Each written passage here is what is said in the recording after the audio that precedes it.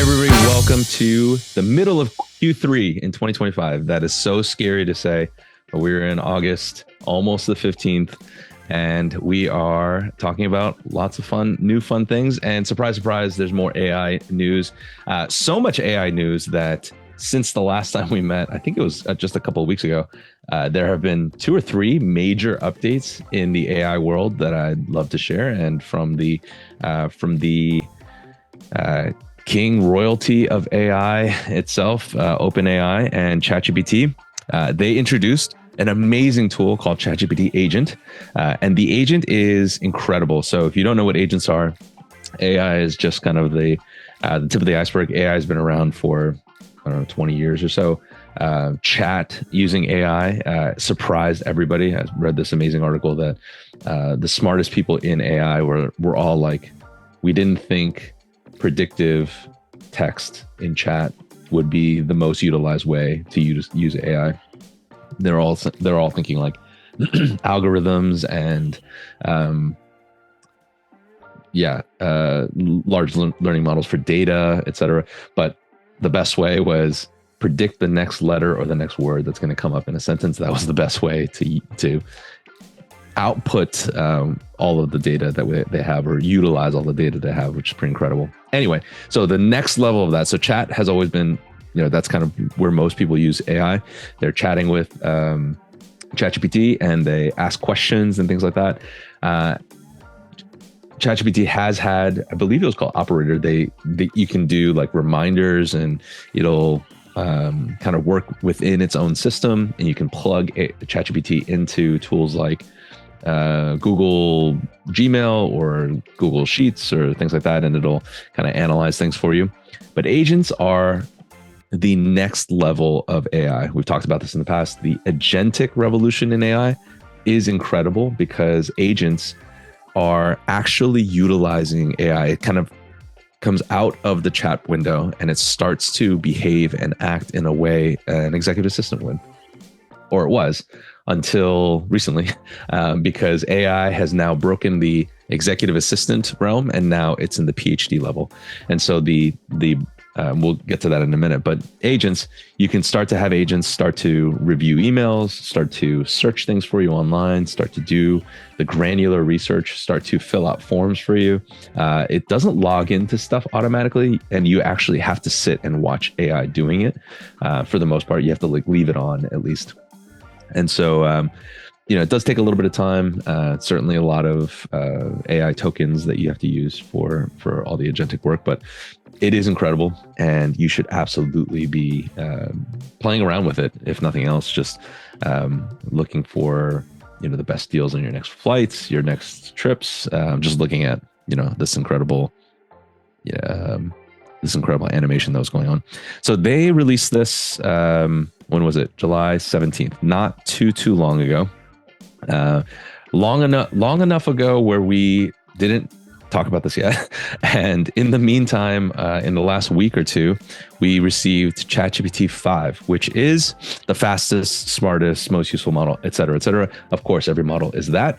But the incredible thing that they did with ChatGPT 5 is got rid of all of the different versions of ChatGPT. So if you ever use ChatGPT, you got 04, 4.0, and 4.5, and 4.0 mini, and all of this stuff.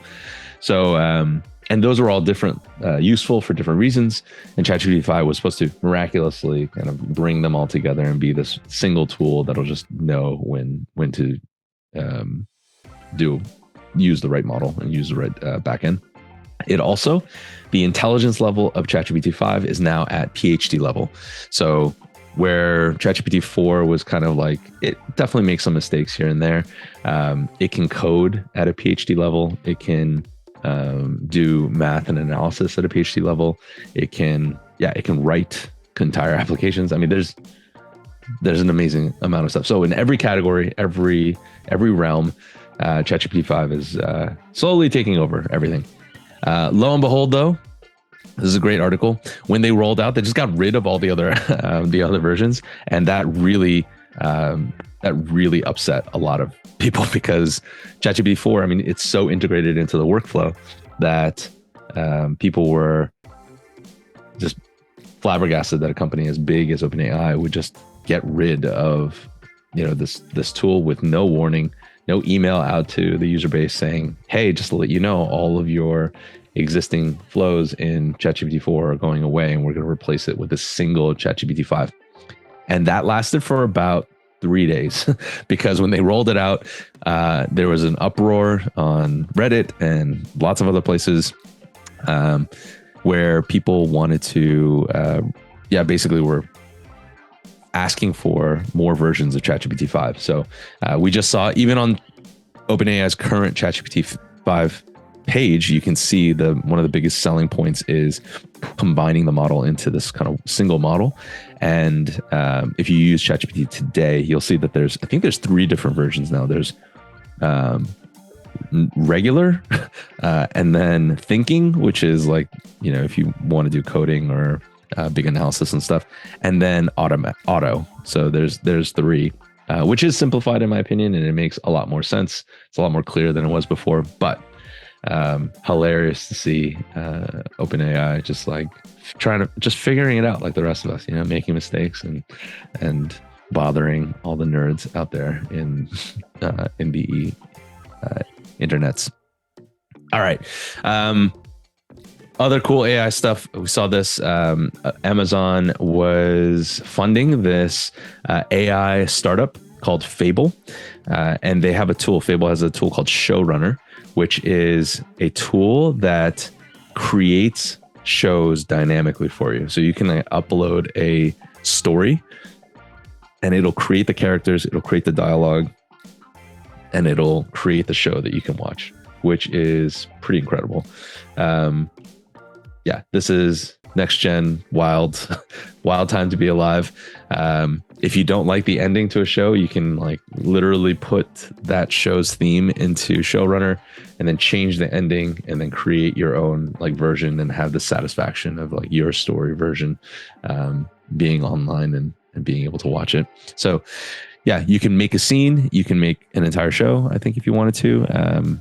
It is pretty interesting, and I think it's fascinating that Amazon has invested in this. Oh, and by the way, characters look strangely like South Park characters, right? They look very, South Park-esque. Maybe that's one of their. South Park is just very. Or is this Family Guy? It's more like Family Guy than it is South Park. Maybe the cross between the two, South Park and Family Guy. But it's I think it's an easy way to animate characters in that style, but you can certainly use any style, and AI would just run it. Wild stuff. In social media news, we've got Emma Chamberlain. Do you know who Emma Chamberlain is? Austin, you're younger than I am. Andre, I don't know if you're younger than I am, but maybe you do, maybe you don't. There's an influencer out there. Austin, do you know? I have heard the name. Okay. But she's famous people now. There are many famous people who I don't know are famous because they are famous in a corner of the web that I don't hang out in. So this is news, though, that there is an old-fashioned company who is partnering with Emma Chamberlain. I think they were always called Chamberlain Coffee, but Emma Chamberlain, because they share a name, they're doing this collaboration where she's becoming the spokesperson for Chamberlain Coffee. Great. Good for her. I'm showing this to small businesses because one thing that we talked about a lot is you need more impactful ambassadors and influencers. This is always the case. Your audience is severely underutilized for you doing this. This is true for us. This is true for most small businesses. If you can find your raving fans out there in your own audience, there's bound to be somebody who is willing to become the champion for you if incentivized correctly. So it might be dollars, it might be a little bit of fame, it might be behind the scenes access. So being able to create kind of a VIP experience or an ambassador level experience for some of your audience out there, powerful way that you can create a campaign. If you want to know more information about that, you can certainly let us know at Figments, and we're happy to help you put that together. Reddit forecasts strong revenue. I am absolutely betting on Reddit to be more and more impactful, especially as the AI revolution continues. It's always been, in my opinion, maybe the nerdiest social media platform. It is basically an old school forum that has been reimagined as kind of the up-to-date live encyclopedia of all things, or live commentary of all things. And so there are subreddits for every category that you can possibly imagine, from fixing things to parent stuff, to agency stuff, to technology stuff, to adult stuff. There's just a massive amount of content on Reddit. And fascinatingly, Reddit has been one of the main social media and one of the main feeders for AI learning. So these LLMs are learning from Reddit's massive amount of content. And they've just released a new AI ad strengthening, ad management platform within Reddit, which I think is helping it grow its audience. It's helping the right sort of ads come through. If you ever use Reddit, the advertising was always like very, very bland. And so, yeah, shares are surging and the value of Reddit is increasing because I think there is an improved way to get to, what's the right word? Tap into the attention that is already on the platform, if that makes sense. So let's not sleep on Reddit as a place to potentially look for great feedback. We used to use Twitter because they had a great polling system. Andre, for our bento tests, I think this is great to utilize Reddit, maybe even for mock ads for testing stuff. So yeah, definitely keep your eye on Reddit. Buy like one share of Reddit, and then like let's talk in 3 years, 5 years, and maybe you'll buy me like a car because you've made so much money. All right, next up. More AI things. I haven't read this article, but it sounds like Vogue is getting into trouble because they've created an AI model.